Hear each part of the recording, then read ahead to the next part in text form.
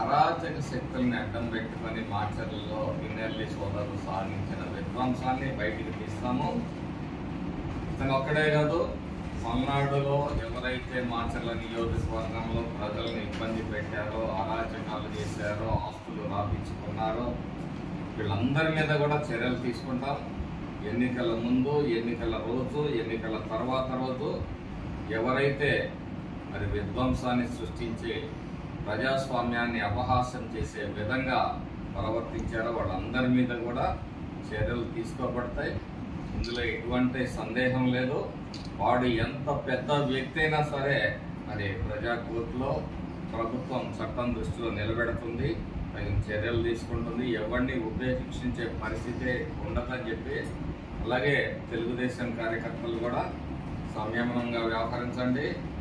చేయాల్సిందే చట్టపరంగా ప్రభుత్వం చర్యలు తీసుకుంటుందని చెప్తూ మరి 6 నెలల కాలం మేము సంయమనంగా ఉంటే రెచ్చిపోయి కొంతమంది వ్యక్తులు మాట్లాడుతున్నారు, సోషల్ మీడియాలో ఇష్టారాజ్యంగా పోస్టులు పెడుతున్నారు.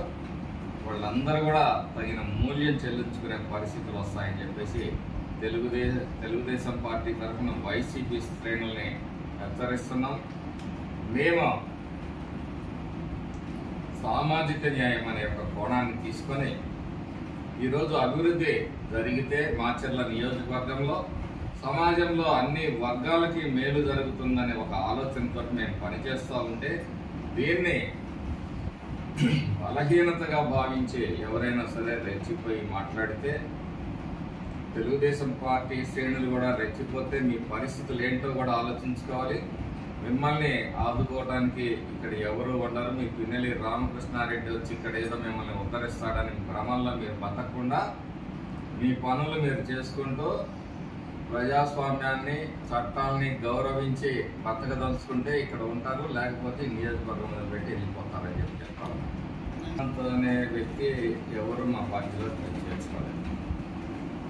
ఎక్కడో ఏదో హల్చల్ చేస్తూ ఒప్పిచర్ల గ్రామానికి చెందిన చిరుమామిళ్ళ శ్రీకాంత్ అనే వ్యక్తి కొంతమంది అమాయకమైన లేకపోతే ఇతని గురించి తెలియని ఎమ్మెల్యేల దగ్గర మరి సీఎంఓలో చేరి ఆ ఫోటోలు పెట్టుకొని కొంతమందిని బెదిరిస్తూ మరి కొంతమంది దగ్గర డబ్బులు లాగుతున్నట్టుగా ప్రయత్నం చేస్తున్నట్టుగా తెలిసింది.